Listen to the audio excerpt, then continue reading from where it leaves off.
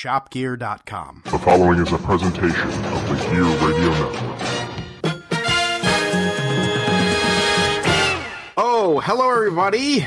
Pre-show time, and this time doing the pre-show. Brandon, you're here with me in the pre-show. I typically omit you at the pre-show because it's just easier to do, but whatever. We're here. We're going to do this now. Hey, Brandon. It's a great time to talk about shopgear.com, and particularly an album that you pre-ordered, right? Because you're into the finals. What did you pre-order that comes out on Friday, March 29th from shopgear.com? Friday, March 29th, I will have a deluxe 180-gram double LP of Marvin Gaye's Lost record called You're the Man. It's coming out Friday, and it is going to be baller. It is going to be amazing. If you have Apple Music or anything like that, you can listen to a couple of the tracks that they've released early for you. But it is at this moment in time a pre-order item, $21.22 on vinyl on Amazon Prime. Order now. You will have it delivered on the day of release, right to your door. Order anytime after that, and you'll have it in 2 days or less with Amazon Prime. Released March 29th, $21.22. It is You're the Man double vinyl Marvin Gaye. Brandon has it. He is going to enjoy it, and you will enjoy it as well. I guarantee it. It is the first ever planned, quote, Lost Motown album from Marvin Gaye. Includes 3 tracks newly mixed by Salam Remy. I have no idea who the hell that is, but I do like Symphony's remix to that, so it's pretty good. It's a canceled Christmas singles on there, unreleased vault of a mix of its instrumental B-side, just a bunch of stuff, and it's in celebration of Marvin Gaye, what would have been Marvin Gaye's 80th birthday on April 2nd. You can have that again delivered to you going shopgear.com. That's shopgere.com or gearnetwork.com/Amazon. Click on the banner, type in the search Marvin Gaye, You're the Man. That's Marvin, G-A-Y-E, You're the Man, and you can, I made myself laugh there, and you can have it delivered to you. Buy it, pre-order it now, or if you're listening after March 29th, order it now, have it delivered. You're going to love it, I guarantee it, and Brandon and I will see you on the other side in a few moments. You want the truth? Okay, then listen in. My first link was This is the Listen In Podcast with your hosts, John Cimino and Brandon Gorell, here on the Gear Radio Network. Here we are, ladies and gentlemen, the FTW Podcast, that former FTW Podcast. Wow, old habits die hard, Brandon. Thank you for listening in to us here on the Listen In Podcast. John Cimino here, Brandon Gorell over there. Hey. Me from the infomercial. Yes, Brandon from the infomercial. Again, reminding you that we are presented today with no commercial interruption thanks to your recent Amazon shopping using our links at gearnetwork.com/Amazon or shopgear.com. Buy the Marvin Gaye album. Believe me, it's going to be dope. Believe me. On today's show, ladies and gentlemen, retirements galore. When I wrote this show initially, I was talking about Ichiro Suzuki. Rob Gronkowski announced his retirement. Conor McGregor announced another retirement that I honestly don't think is legit. And just this morning, Jordy Nelson. So 4 retirements to go through and talk about. The NCAA tournament down to the Sweet 16. The games are going to begin on Thursday and take you all the way through the weekend to the Elite 8, get you to the Final Four start next week. We're going to talk a little bit about that. And, of course, very popular amongst the Facebook page, poll time. There are some polls that we did between last week's podcast and this week's podcast. We'll talk about the pollsters and how they feel and things like that. Do we have to do that in poll time? No, you're thinking tool time. Anyways, some of the responses that were on the polls were from a couple tools, but whatever. Anyways, that is on the horizon. Brandon, how goes it, good sir? Oh, it's going well, man. Just living the dream as usual. Happy opening day week, by the way. Oh yeah. The MLB. I checked the MLB projections, and the Giants are predicted to be 26 out of 30. Was it? They have 30 teams in the MLB? And Major League Baseball has 30 teams, yes. 30, yeah. So they were 26 of 30th. Oy. Hey, they're not going to be great, but, They could surprise some people. Maybe you never know. You never know. I guess real quick before we get into the whole meat of the sandwich. AL and NL representation early, way too early to predict. What do you think the World Series is going to be? Honestly, I think they're going to be Houston in the AL, and I'm going to go crazy and say St. Louis. Oh, St. Louis. Okay. NL. See, adding Paul Goldschmidt was a big deal, and they got some young talent up there. So it's going to depend on their pitching. Their pitching wasn't horrible last year, but I don't know. I mean, everyone's like the sexy picks right now are the Cubs, and even the of course everyone thinks the fucking Dodgers are going to do it every year, but they didn't do shit. Right. Milwaukee is also a sleeper. I think Milwaukee has a good chance too.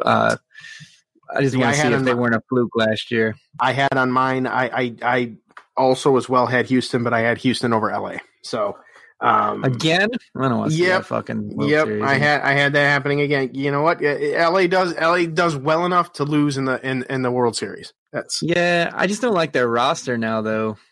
You know? Yeah, I mean, I don't like them. I'm not really. Well, no, I'm just saying, like, I don't think they have the guns they had when they did, but I'm concerned about Clayton Kershaw too. He's been having a lot of injury issues lately, and they didn't really add anything to their pitching staff. They lost Matt Kemp and Yasiel Puig. I mean, they're gonna get what's his face back this year, Corey Seager. They're gonna get him back.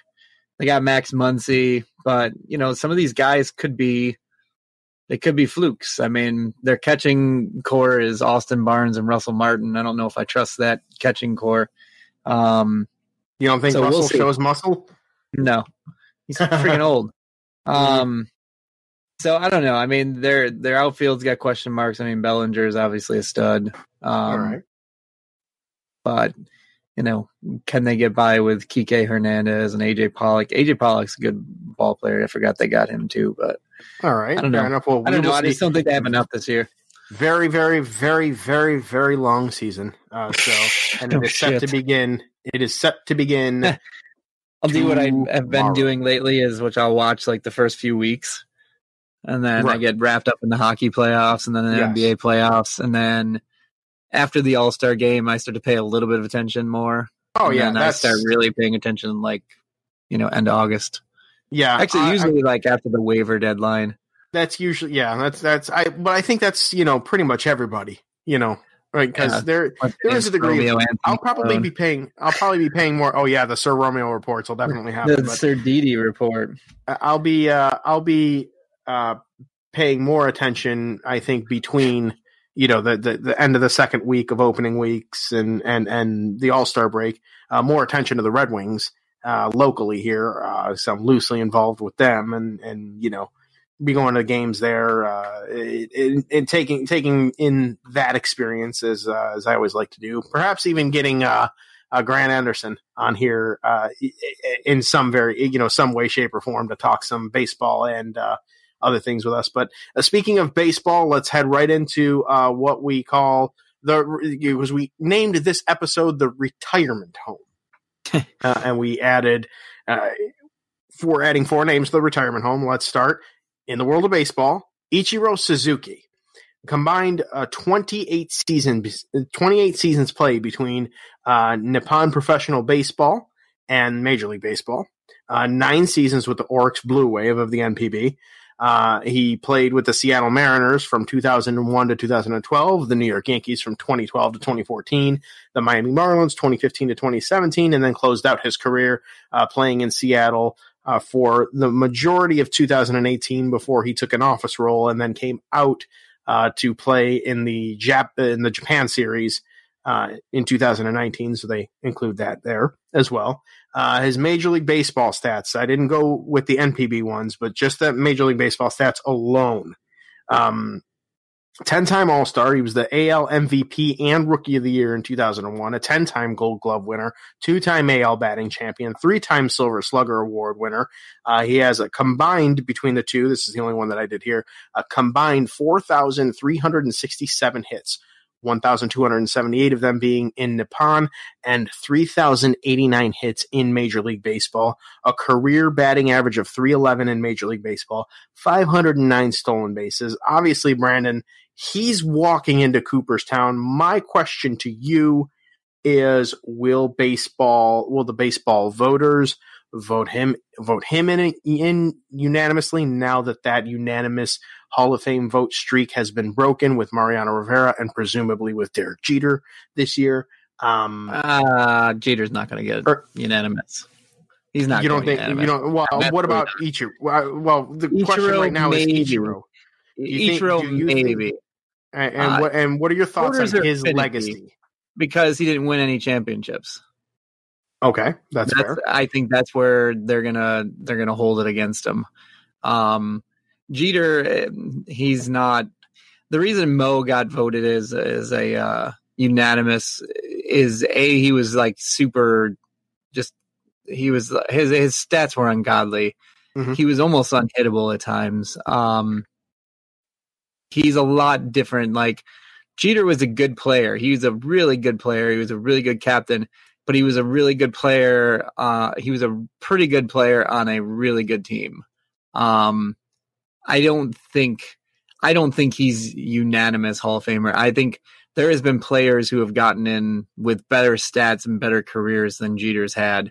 Maybe not the championship success that Jeter had, but there's no way he gets in as a unanimous. There's no way. I can't see it. I think that Mo might be the only unanimous pick there ever will be. Honestly, you think so? I think he was one of the most. One of the most dominant. He was also one of the most healthy pitchers. I mean, other than that fluke stepping on a sprinkler head, the guy was healthy through his whole career, and he was like, you get to the ninth inning and it was almost automatic. Like that was. He was probably one of the most dominant pitchers of our era. And he pitched one inning a night, sometimes two. Right. It's that and how likable he was with the media. He's all around, like he's top of the list. I mean, there's nobody that's been like Mariano Rivera. There's been plenty of players like Derek Jeter. Derek Jeter is not going to get in as a. There's people disputing that whether he should get in at all. Like there's people that are that salty about that's it. Just silly. It's silly, but there are people who think that, he was an average to good player on a really good team. Were those people females that he did not give gift baskets to? No, they weren't. They aren't. They're writers and, they have their opinions. I'm in that boat. I don't think that he'd, disqualify him from the Hall of Fame, but I think he was, I think he was elevated by the teams that he was on. He was part of that core of guys that was, Bernie Williams and Jorge Posada and Mariano Rivera, the guys that came up and built that franchise and were like the cornerstones of the franchise. Mm-hmm. He was the captain of the team, and that's great. But honestly, I didn't think he was the best player. Like, I think he was a really good player, and I think he is Hall of Fame worthy. But there's no way he should be voted as a unanimous Hall of Fame choice. I mean, all right. Well, Hank Aaron was not unanimous. Willie Mays was not unanimous, and Willie Mays is the greatest baseball player that ever lived. Mm-hmm. So to say that Derek Jeter would be kind of an embarrassment, and then again, it is the fucking Hall of Fame voters, and it's the worst Hall of Fame. It really is. It really is such an asinine system. We've got rape. We got like drug users. We've got cheaters. We've got racists. All in the Hall of Fame now. But then when we finally take a moral stance after we capitalized on them for suspected steroid use during the 90s and 2000s. we're going to keep guys out because of our moral high horse. And it's like, yeah, get off your moral high horse, because there's plenty wrong with the game of baseball and plenty of cheaters in the Hall of Fame right now. Well, as Ryan and I have touched up a lot about this on the BLTD podcast from time to time, and Ryan, and I can't remember the exact quote, but he feels that within the next few years, they're going to have to, or they're either going to or they're going to have to change some of their standards, because there may not be very many Hall of Fame candidates under the current system that they use now that weren't influenced in some way, shape, or form by the steroid era or whatever, or had some kind of things to them. I mean, we're talking, David Ortiz's when they're up for, and he was on that stupid Mitchell report or whatever the hell it was called. Yeah. Obviously he's a Hall of Famer regardless, but there's that moral code and everything like that. Yeah. So it's really weird. I mean, those guys were Hall of Famers before any of that stuff happened, and yet we're going to disqualify them for after that. And it's like, well, that's kind of stupid, but whatever. Let's move from one surefire Hall of Famer in Ichiro Suzuki to another sport with another future Hall of Famer, in my honest opinion. Rob Gronkowski announced his retirement. We all kind of knew that this was going to happen. He had been mentioning, especially recently, I mean, going back to last offseason, where he kind of toyed around with the idea and was talking about his body and how it felt. And even this year, kind of making reference to, I'm a little concerned about my post-playing career kind of thing, like mentioned a few times that his body was hurting. I mean, he didn't have the greatest back in the world. He had numerous back surgeries and things like that. But notwithstanding, he was a second-round pick number 42 in 2010, played 9 seasons in the NFL, all with the Patriots. His stats, Brandon, 3-time Super Bowl champion, Super Bowl 49, 51, and 53. He's a 5-time Pro Bowler in 2011, 12, 14, 15, and 17.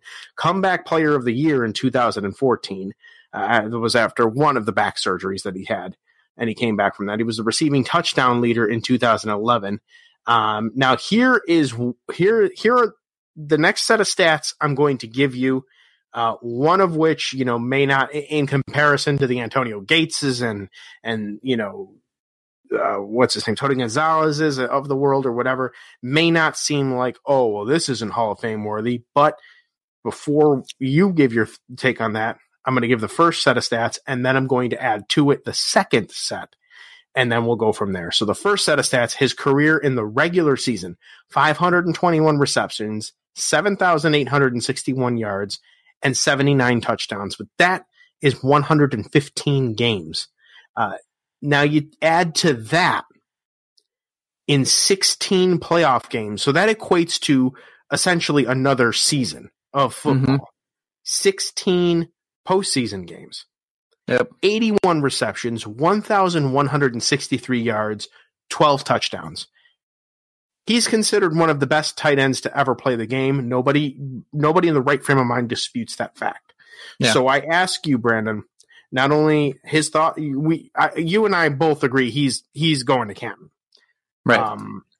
Your thoughts on his legacy, and where does he compare to the Tony Gonzalez's, the Antonio Gates, the Jason Wittens of the world? Not the Monday Night Football analyst Jason Witten, the pro football player Jason Witten. How does Rob Gronkowski compare to those names that have been around the game and played the game at a high level, but for a much longer period of time than Rob Gronkowski did? I think he's right there with them. I wouldn't put him above those guys, but at the same time, to say that he's not a first ballot Hall of Famer is kind of asinine. I mean, the amount of production that he put up in such a short time. I mean, sometimes guys get injured and their, careers are cut short by injury. I don't think that should punish, their worthiness to go into a Hall of Fame. He was one of the most dominant players. Like, Tony Gonzalez, Antonio Gates, Shannon Sharp, great. They're great tight ends, but nobody game planned to stop any of those guys. Like, those guys were good. You know, they would try to cover them, you know, single team. If they were starting to do really well, you know, they go with a double team.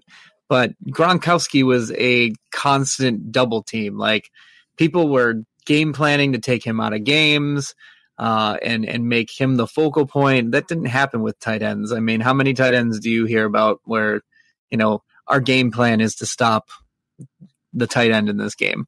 It's only Rob Gronkowski. I mean, there was times where he was triple covered and he'd still catch balls. Right. So to say that he's not a first ballot Hall of Famer is just being argumentative and stupid. In my opinion. Well, I see now. I disagree there. The only reason why I don't think he gets in on the first ballot. Why? You know how the writers are. You know how the voters are. No. You know how they are. I see if anything hinders his first ballot status, it's the injury bug. No, that would hinder it. There's guys in the Hall of Fame with shorter careers than he had. Yes, but were they injured as much? Yeah, that's why their careers were cut so short. I don't buy injuries. I don't buy injuries keeping you out of the Hall of Fame. Talent gets you in the Hall of Fame. Injury does not. Like, health is nice, but you know, it's health. What's to say had in a perfect world had Gronkowski and now I'm doing this just to try and pick the brains of those that would be argumentative of that, but had Rob Gronkowski not been as often injured as he was, or had as many surgeries or missed as many games as he did, right? What's to say that his stats wouldn't have been greater, or he would be playing more football and playing into the double digit seasons and things like that. Like, obviously he doesn't have to, because he's well marketed himself outside of football as well. Right. He just left as a champion. I mean, there's he's got it all. I mean, I just don't think that you can slight a guy because, he got hurt. I mean, shit happens. You know, I mean, he played all 16 games the first 2 years of his career. You know, 2012 he got hurt, 2013 he got hurt, played 15 of 16 in 2014, 15 of 16 in 2015, got hurt in 2016, 14 of 16 and 13 of 16. I mean, honestly, like, that's not terrible. I mean, you know, he could have played 144 games possible for his career. He missed 29. He played 115. I just don't. Valid. I don't. It's just silly to me to think that, you know, that's going to be something that keeps him off of the first ballot. Like, we're going to hold you out for a year because you got hurt. Like, that's the dumbest thing I've ever heard. Well, the voters have done some dumb things. Moving on from Gronkowski to the MMA world, Brandon, where literally 5 or 6 hours after making an appearance on, I think it was Jimmy Fallon, seemingly talking about fighting again, Conor McGregor overnight announced his retirement. So treating this as if it were a legitimate retirement. 21-4 was his MMA record. His boxing record 0-1. Former Cage Warrior Fighting Championship, featherweight and lightweight champion. He was the first CWFC multi-divisional champion. The former UFC featherweight and lightweight champion, as well as an interim featherweight champion at one point. He was the third person in UFC history to be a multi-divisional champion, the champ, as he called himself. Here's an impressive stat for you here. His first UFC pay-per-view bout on July 11th, 2015, Mendes versus McGregor, drew 825,000 pay-per-view buys. His final UFC pay-per-view bout, as of right now, Khabib versus McGregor in October, which I watched from a very, very high rooftop bar in New York City and was fucking awesome, drew 2,400,000 pay-per-view buys. He was a coach in the Ultimate Fighter 22. Now he did retire before in 2016, which was and then unretired, which a lot of people were calling a negotiating ploy for more money for the fight that he was going to go into that year. Brandon, I ask you, as perhaps one of the, if not the biggest Conor McGregor fan I know, is he really retired? Honestly, I don't. It's hard to say. I mean, in 2016. Now let's compare 2016 to today. 2016, he was a budding star. I mean, he was there. People knew who he was, but he wasn't who he is today. Yeah. Now the guy has a family. He's invested well. Proper number 12. We're not going to talk about the thing that he's going through legally in Ireland right now, but he's in a much different place now than he was 3 years ago when he first did this. So, while I don't think he's really retired, if he were to say, "Yeah, guys, I really am retired," like, he'd be set for life. He never has to fight again. But right. Is he really retired? I don't think so. But then again, I could be wrong. Sorry, I just caught a yawn there in the middle of my talking. I don't think that he is, but at the same time, maybe he's looking at it and going, do I really want to go in there and get punched in the face a bunch of times for the small amount of money that they're going to offer me, or would I like to continue to promote my brand? He's getting, like, Proper 12 whiskey has blown up, like absolutely blown up. I believe they just opened a Chicago brewery. Yeah. And they're a distillery, much rather. Faster and more successful than they had in their wildest dreams imagined. So why would he look at that kind of paycheck and that kind of payday when he could very well just sit there and do that rather than go into the ring and say, okay, who am I going to fight? There's not really anybody on my level as far as competition goes. I have to go up and wait if I want to fight somebody big. The offers that I've been hearing for him to fight have not been very good offers. Cowboy Cerrone wants to fight, but who the fuck wants to watch Cowboy Cerrone fight? Like, the guy's a Cowboy Cerrone loves some Cowboy Cerrone. Yeah.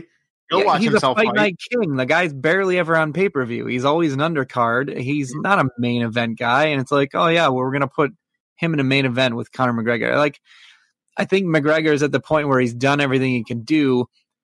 He otherwise, and he also looks at the game. It's not the fight game like it used to be anymore. Like, guys are wrestlers now, and he's not a big wrestler. Like, he can do it a little bit, but he's a striker. He's a puncher.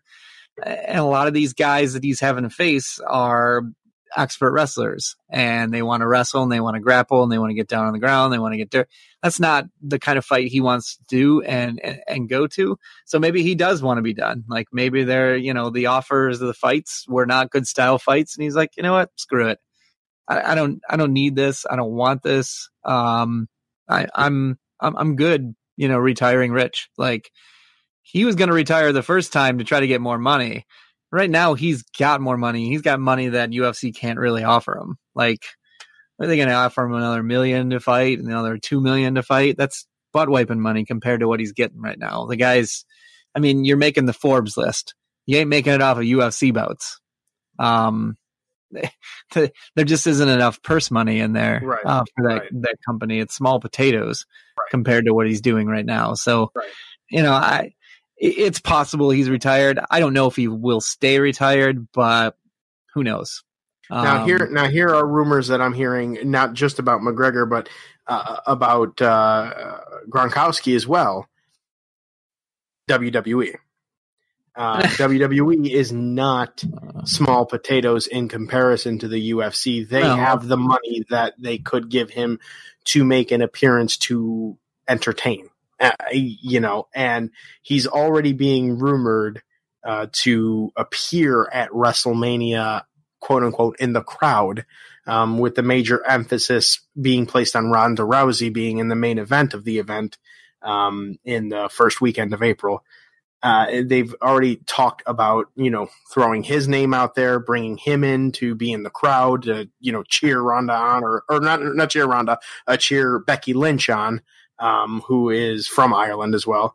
Then with like Gronkowski, he's got ties. One of his best friends in life is WWE superstar Mojo Rawley. And they've already been kind of teasing that too. And so there's definitely money for him in the entertainment spectrum to be made.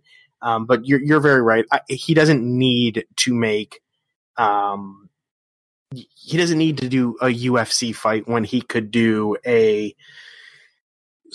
I'll say it because I do have wrestling ties, a staged fight at WWE and potentially make more money if he wanted to do that and promote his brand. There's a lot on the table for him to do.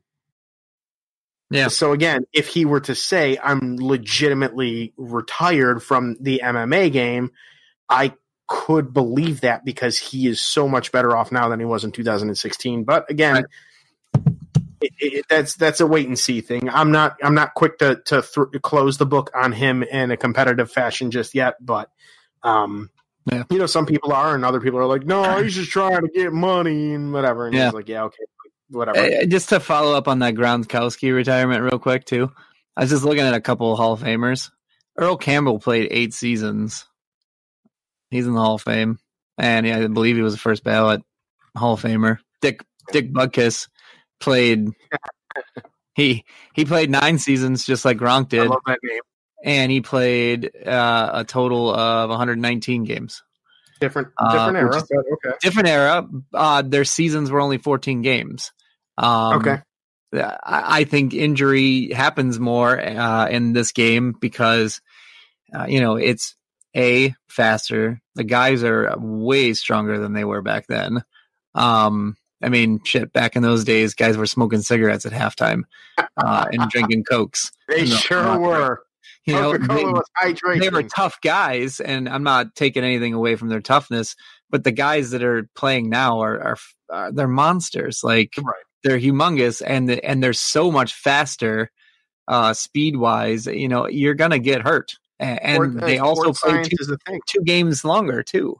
Sports science is the thing, and that reminds me of the point that I think we made a couple of podcasts ago about LeBron James and how even at 35 or whatever, or however old he is, like now still playing like he normally plays, despite the fact that the Lakers are not in the playoffs, but I digress. The fact that, he takes care of himself in the way that he does, like, the 1970s NBA player would not be a fraction of the person that, the player that LeBron James is at his age now. And that's, due to advancements in sports science.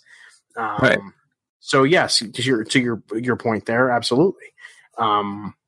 It's it's a good point. It's a good point to make. Yeah. In modern era tight ends, there's only 8 that are in there. Dave Casper, Mike Ditka, John Mackey, Ozzie Newsome, Charlie Sanders, Shannon Sharp, Jackie Smith, and Kellen Winslow Sr. Tony Gonzalez is going to be 9. Yeah, he's going to be number 9. And Gronk will be 10. So Antonio Gates will be 11. Yep. When he gets in there. Yeah. Antonio Gates, I'm convinced, is going to play till he's like 50. Oh, yeah. But anyways, Jordy Nelson announced today, earlier in the day, and as funny as I'm doing my walk during the day, trying to get the steps up and everything, and my alert goes off, and Jordy Nelson retires, and I was like, fuck, and I sent you a message like, damn it, got to add more to the podcast now. Jordy Nelson, 33 years old, played 10 seasons for Green Bay, 1 for Oakland. He has a 613 career catches, 8,587 yards, 72 touchdowns. He was a Pro Bowler in 2014. Comeback Player of the Year. Yes, indeed. A Comeback Player of the Year in 2016. And he won Super Bowl 45 with the Packers. Brandon, he was your boy. give us your thoughts on Jordy Nelson. A good guy, good player, good career. Hall of Very Good or Hall of Fame? Hall of Very Good. I don't think he's a Hall of Famer. Wide receiver stats are hard. You got to have pretty outstanding numbers. I mean, look how long it took Andre Reed to get in, and Andre Reed was a better wide receiver than Jordy Nelson is. Yes. So yeah, I don't think he is a Hall of Famer. I love the guy. Donald Driver was a better receiver than Jordy Nelson was, and Donald Driver's probably never going to sniff the Hall of Fame either. Yeah.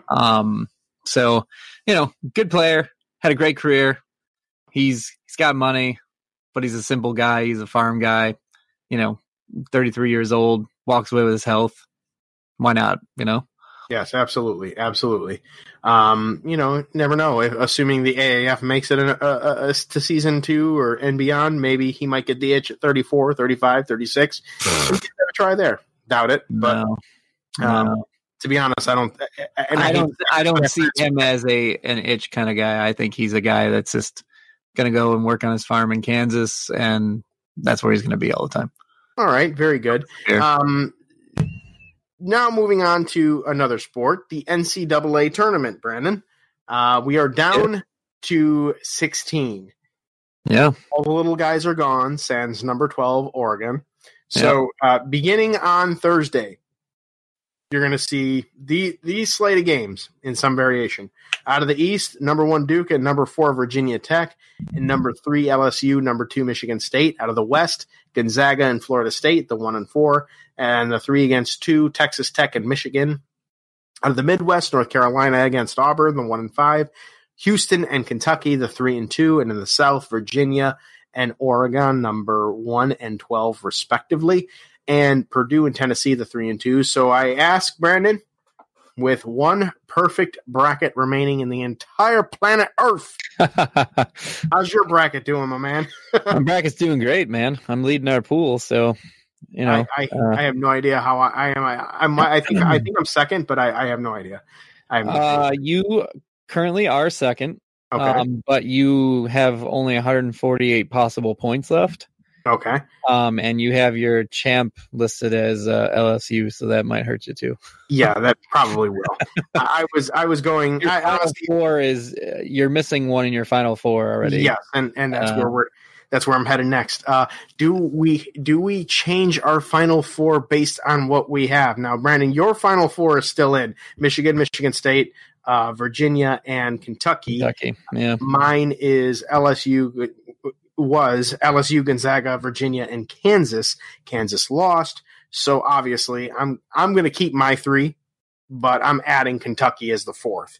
Are you making any changes to yours? Obviously, you can't in the pool or whatever, but just verbally, based on what you've seen with the tournament, are you still comfortable with the final 4 that you have?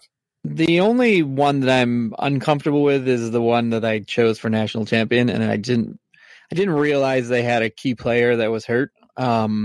When I picked these brackets. Who did you choose as champion? Was Kentucky. it Michigan? Oh, Kentucky. No, Kentucky. So I'm not sure. I mean, their bracket, UNC's the 1 seed, but UNC's had their moments where they just slip up the season. They go cold shooting and they could lose to anybody. They're playing Auburn. Auburn's gonna be a tough matchup for them. Auburn's quick.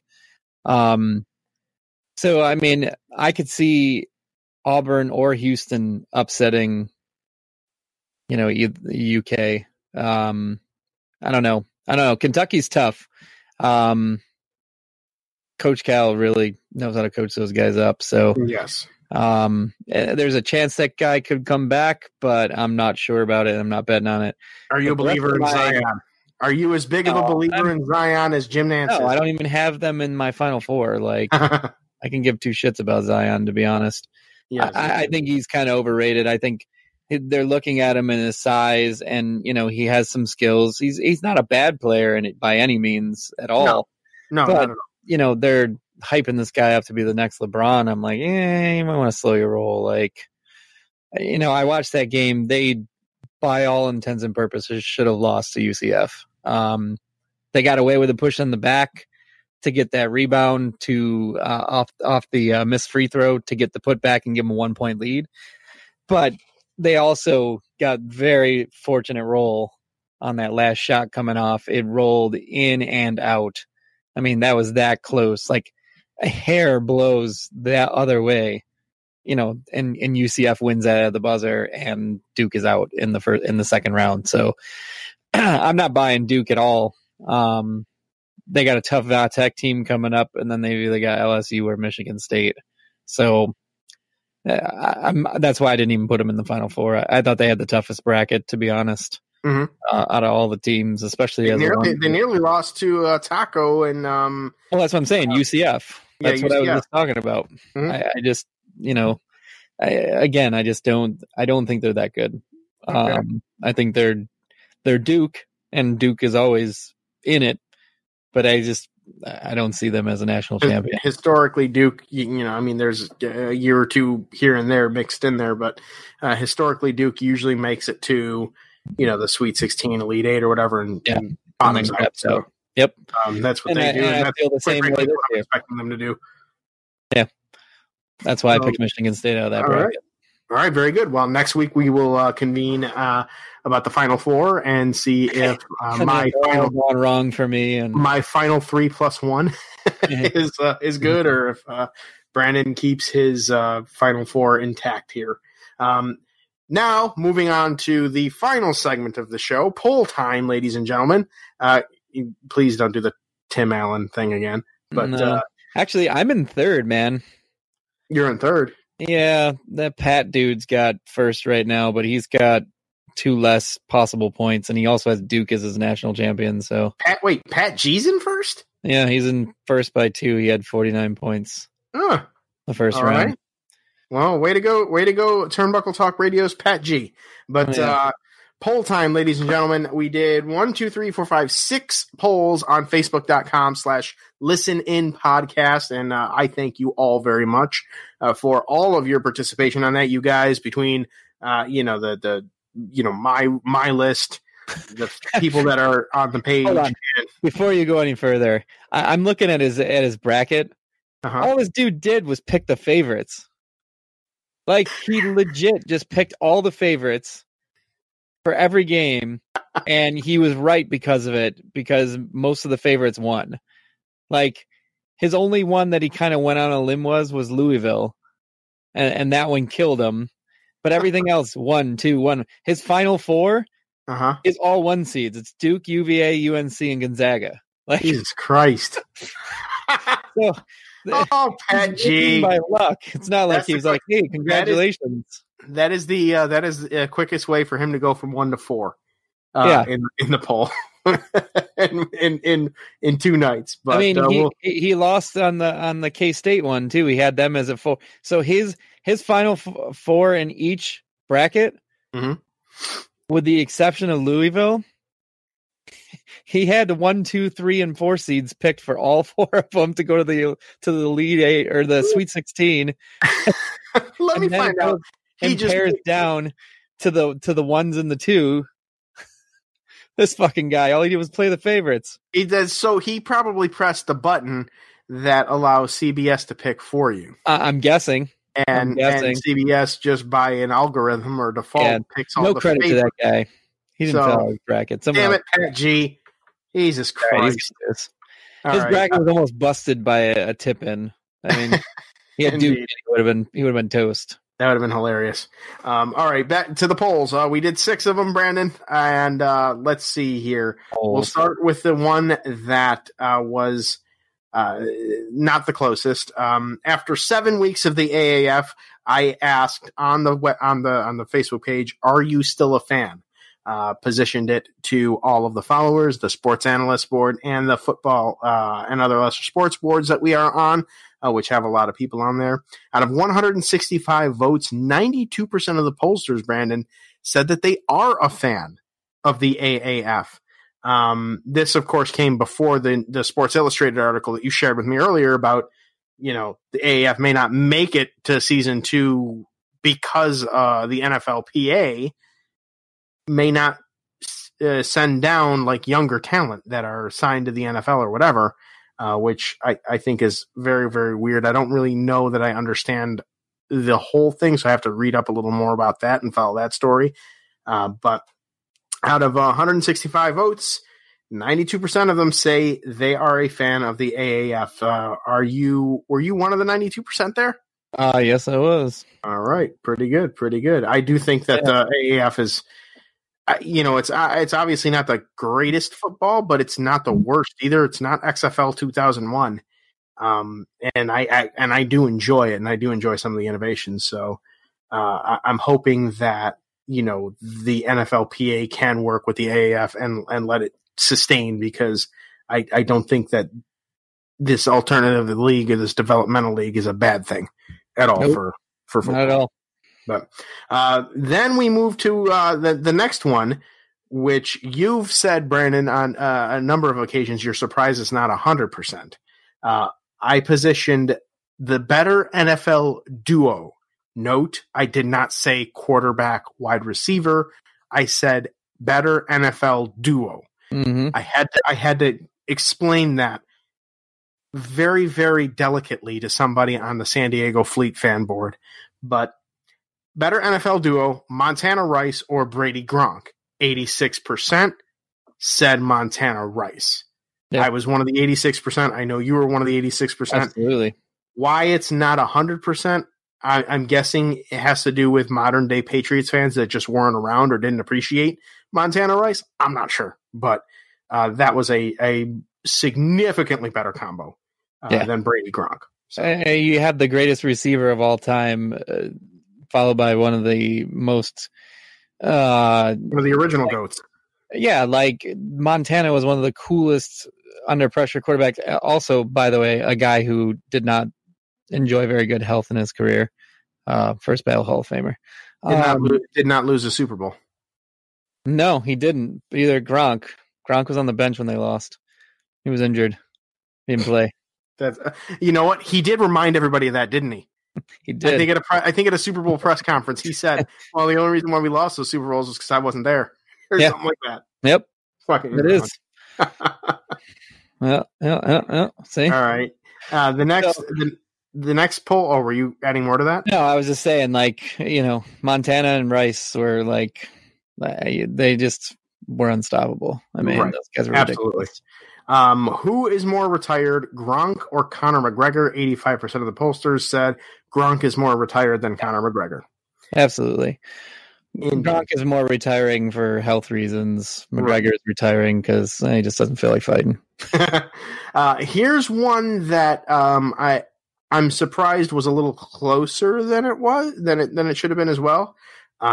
Should the NCAA pay college players? 64% of the pollsters said yes. Honorable mention, Chad Mixon from Sports Analyst commented that they should pay them to use their likenesses. Yeah. I said yes. I agree with Mixon's comment here. I agree to a degree. Okay. Because the likeness, you're only going to market a certain amount of players. What about the rest of the guys? Like the marginal guys? Like, I don't think that's fair. I think if you're going to pay somebody, you got to pay everybody. Okay. I think it should be like a stipend type thing, where they, meals and, athletic equipment and clothing, shoes, stuff like that. Pay them for that stuff. But it's not supposed to be like a career. I mean, you're playing college basketball. Right. Well, I just don't think that these guys should be out there making millions for, the NCAA, but also having to like eat ramen or not eat and like sleep on the floor. Like, right. I don't think that should be happening, but I also don't think they should be getting, Ferraris and Lambos and their own private houses and shit like that. Like, I think it should be even. I would argue at least a livable, normal wage. Right, that's a stipend, like $50,000 a year, $70,000 a year. I think that's too much. You think so? Yeah, because they're already got a roof over their head that's already covered in their things. I'm talking about expenses, like $50,000 for a kid that's already got his college paid for. He's living on campus, so that's already paid for. like 50 grand is stupid money for somebody that doesn't have to pay room and board. Like room and board is the majority of most people's expenses. So that's why I said stipends to give them food, to help them out with clothing or whatever, and athletic equipment and gear, to play at school, that kind of stuff. But I don't think there should be a salary per se, because once you get into that salary land, then everyone's gonna be like, well, I make more money for the NCAA. How come I'm not getting paid more? You know what I mean? Right. But if it's like, if Zion's out there doing the Zion cam and making a shit ton of money, what is he gonna do, man? He's like, man, I should be getting more cheeseburgers than these guys, because these guys aren't like, no, he's not gonna care about cheeseburgers. If they're all getting fed and they're all getting taken care of, and free college education and a free place to live during that time, then that should be enough. I just don't like the idea of players starving or, having no money for, clothing. They're wearing shit clothes or whatever. And, take care of the kids that way if you're going to make that much money off of it. And of course, all the academics are going to be like, well, what about me? I'm in the science department and I got, well, they're not making billions off of your freaking science. Like, sorry. There's going to be things that you're going to lose out on. Sorry, other college kids. You got a scholarship. Congratulations. Just live with that. Okay. So, I just think it's just the fact that they make so much money off these kids, and they're finding more and more ways to make more money. Mm-hmm. And yet you hear stories of these kids, like they're eating like ramen noodles. They're eating like, day old food that they're getting donated to them. Like that kind of stuff. And then, kids are sleeping like, on the floor, or because their beds are too small in their dorm room or whatever. Take care of the fucking kids that way. Yeah. And give them their own wing and like a campus. Like, don't commingle them. Don't put them in there and like, hey, here's this basketball player and he's eating all his food for free and all this stuff. And then you've got, so don't put him in Gen Pop. Who's sitting there going, man, I have to eat ramen for the fourth time this week. That steak looks really good, or shit like that. Like, there's ways to do it if they want to, but they won't do it. Oh, of course. Absolutely. Moving on to the second to last poll. Will Ichiro be a unanimous Hall of Famer? 56% of the pollsters said that he would. I think you and I both agreed on that one earlier in the podcast. I can't really remember. No, I don't think he's going to be. You don't think he's going to be a unanimous? I don't know. We started talking about Derek Jeter a lot. So, no, I don't think he's going to be unanimous based on the fact that he never won a championship. Gotcha. Okay, that's right. In World Series. That's right. You did say that. Yeah. And finally, in the closest poll result that we had, it was up until the point where I wrote this, split evenly down the middle. Mm-hmm.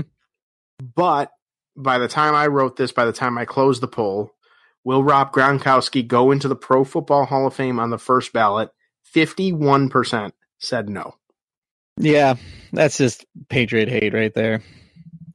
Okay. That's people that understand football and just hate the Patriots. Like, there's no way he's not getting in on his first try. I just don't see it. It makes no sense. All right, that's fair. Especially when you look at the class. Okay, so like who's retiring this year, and who's going to be on the ballot, like from the last year or next year, or last year or the year before, like the players that are retired. You know what? Homework. That'll be homework for next podcast for you. Yeah. There's just I don't feel like there's enough players that have retired in this period of time that are gonna bump him for a year. Like, oh well, Gronk, we think you're great. You know what? I didn't even think about that. I didn't even think about that aspect of it. Yeah, you're absolutely right there. You're absolutely right. I don't know. So, all right. Well, that takes care of all of the sports talk there. Brandon, what do you got going on, man? What's good with you? What are you looking forward to this weekend? Oh, what am I going this weekend? I'm looking forward to doing not much, man. I got no real plans. I got the kids this weekend, so we're just gonna kind of hang out and try to enjoy some decent weather that we got coming up. But other than that, just kind of living the dream some more. Very good. Very good. Sounds good. What about you? As for me, man, Well, moments before I went on the air, I received some very, very, very good news. So that changes a couple of things, not a lot of things, but a couple of things this weekend.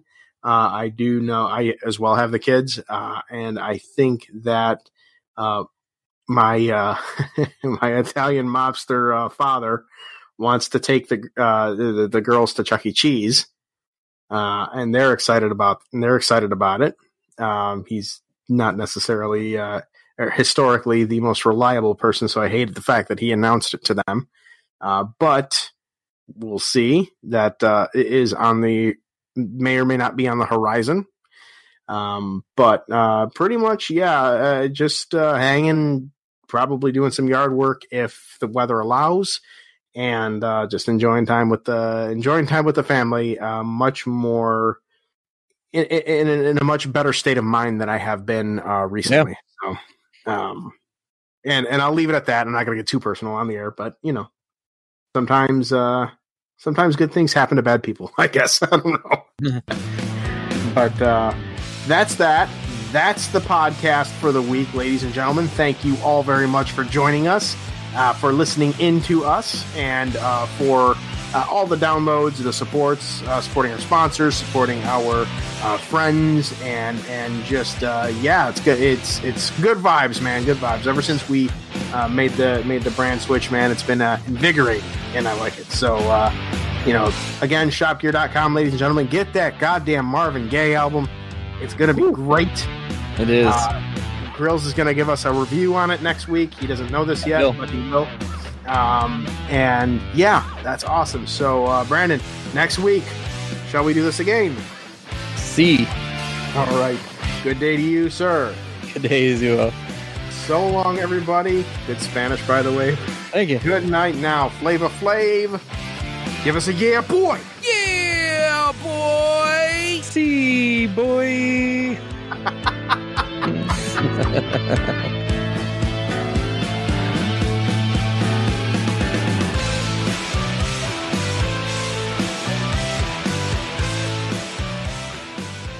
The preceding presentation has been brought to you by the Gear Network.